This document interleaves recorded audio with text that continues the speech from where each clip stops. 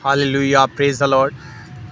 मेरे अज़ीज़ों, कलाम मुक़द्दस में से यूहन्ना की अंजील उसका 12वां बाब में देखें तो यीशु मसीह के कत्ल के लिए, उसको हलाक करने के लिए सरदार काहिन बड़ी प्लानिंग करते रहे। जब उन्हें पता लगा कि लाज़र नाम शख्स जो है वो यीशु मसीह ने 4 दिन के मुर्दा लाज़र को ज़िंदा किया है, तो उसके वसीला से भी मसीह के करीब लोग आना शुरू हुए और बहुत ज़्यादा मनादी बढ़ गई।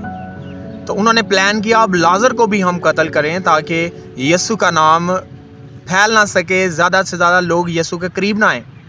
मेरे अज़ीज़ों, इससे हम ये बात सीखेंगे कि लाज़र के ऐसे भी लोग आपकी ज़िंदगी में आते हैं जो लाज़र की तरह काम करते हैं, और शैतान की कोशिश है कि वो आपकी ज़िंदगी से दूर चले जाएं। जहाँ पर आप एक खादिम जो है वो 5 जगहों पर खिदमत कर रहा है, अगर वो 10 जगहों पर खिदमत शुरू कर दे उसी किसी एक पार्टनर खादिम के वसीला से या किसी एक शख्स के वसीला से, तो वो लाज़र की तरह काम कर रहा है। मेरे अज़ीज़ों, शैतान की कोशिश है कि वो शख्स आपकी ज़िंदगी से दूर चला जाए, लेकिन आपने ऐसे शख्स को अपनी ज़िंदगी में रखना है और शैतान की सारी चालाकियों पर फतह पानी है, गालिब आना है। इब्लीस बड़ी कन्फ्यूजन्स डालेगा, बड़ी मिसअंडरस्टैंडिंग डालेगा उस शख्स के लिए कि मसीह के आप ज़्यादा काम ना कर सकें मसीह का, और वो शख्स आपकी ज़िंदगी से दूर हो जाए।